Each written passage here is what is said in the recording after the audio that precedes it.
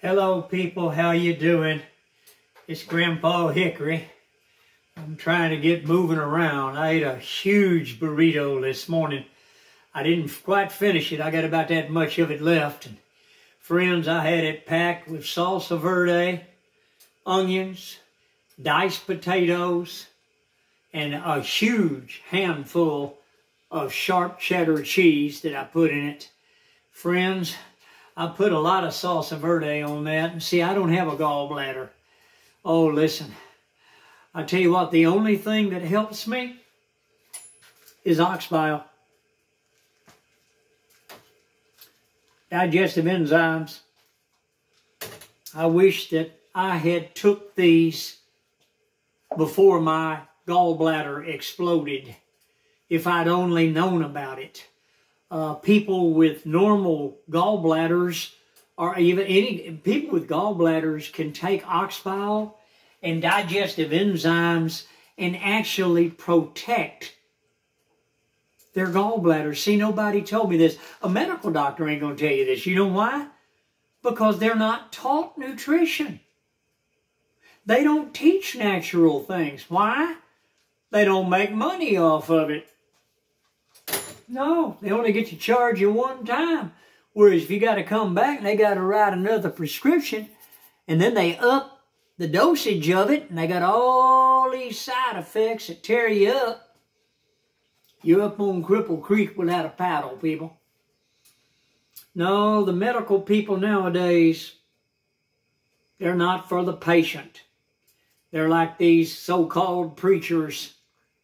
They want that filthy lucre, which is money, dinero, some people call it, that have come pouring across our borders.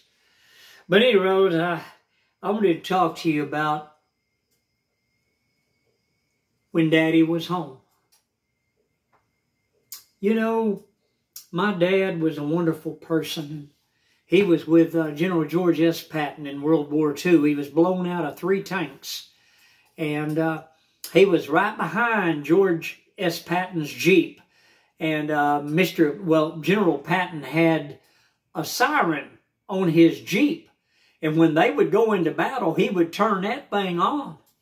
And boy, you talk about attracting artillery, what they called 88s. Oh, friends, they hit them with phosphorus and everything else. And they were hoping that they could hit Patton's Jeep. But God protected George S. Patton. He was God's man of the hour. Just like Winston Churchill, Franklin Delano Roosevelt, Ronald Reagan, Donald Trump, George Washington, Abraham Lincoln. These were what I call God's men of the hour. But my dad was a wonderful person. And oh, he was such a friend. Listen, I owe my dad everything. He taught me how to hunt, how to shoot a gun, and all about gun safety. He stressed gun safety. And he told me to always treat any gun like it's loaded. Don't ever pick a gun up and pull the trigger, see if it's got a bullet in it. Don't do that. And when you clean guns, you better make sure that gun is empty.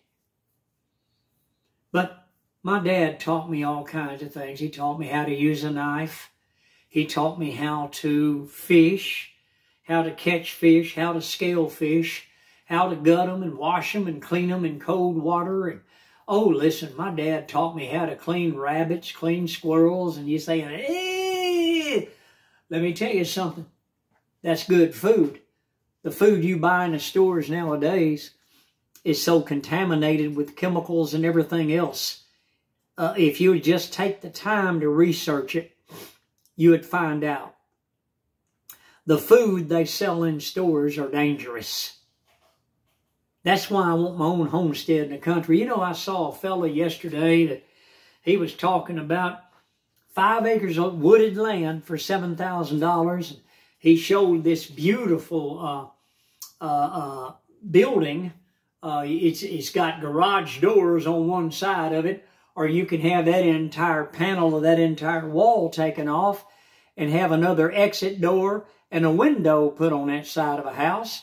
and it had an upstairs, a loft, you know, well, an upstairs bedroom, and it's unfinished. You got to do all the insulation. You got to do all the drywall.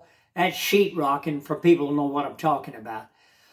You've got to do all your painting. You've got to do it all. Taping, masking, you got to do it all. And you got to do your ceilings and everything else. I mean, it's just a shell. But I'm going to tell you something. He was talking about it costing $34,000, but he said if you get with the Amish people, they're the ones that build these things, but there's a middleman that he gets them from them and puts them on his lot, and then he sells them to people, and he adds like $14,000, $16,000 to the price tag. Well, he encouraged everybody to just go straight to the Amish people and have them do it at a fair price, and they do.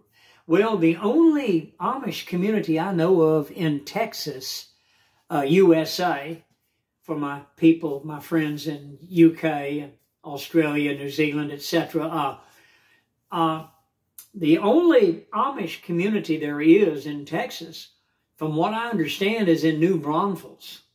And I don't know of any land or anything down there. I don't know anything about it. I don't go that way. That's outside of San Antonio. And I don't even go that way. But I'm telling you, it was extremely interesting. But you know, when Daddy was home, it seemed like everything was so wonderful.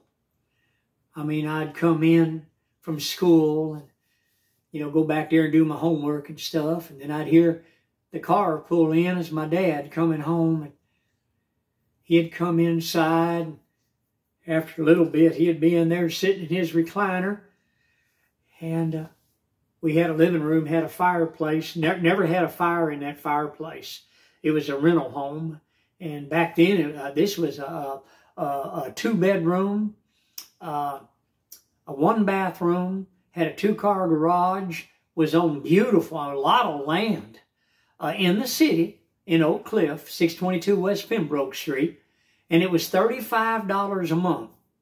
That was it. The light bill was $2.50 a month. The water bill was $2.14 a month. The phone bill, Mall Bell, the landline, we didn't have cell phones back then. You know, the dial phones, it was $2 a month. And that was it, friends.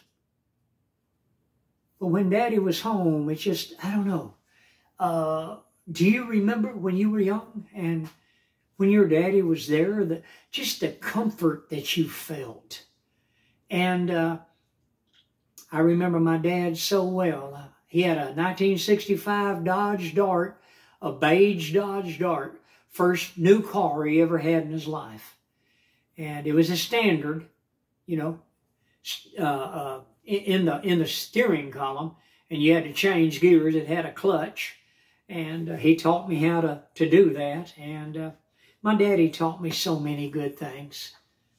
And, you know, I miss my dad. Don't you miss yours? You that have lost your loved ones. You know, such a close friend.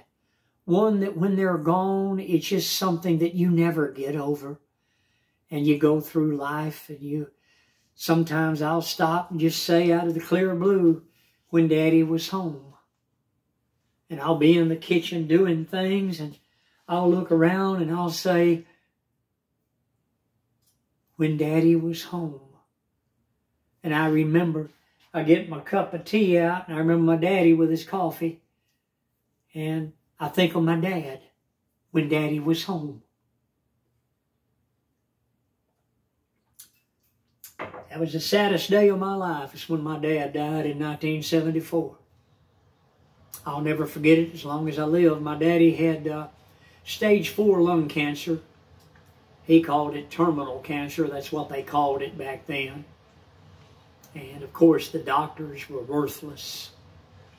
And It was horrible. My daddy smoked Marlboro cigarettes, and my daddy smoked, oh Lord, I think he smoked about 8 to 9 cartons of cigarettes a week. I'm not kidding you. And my daddy would watch television, and he'd tell me, look at this, and there was that Marlboro cowboy.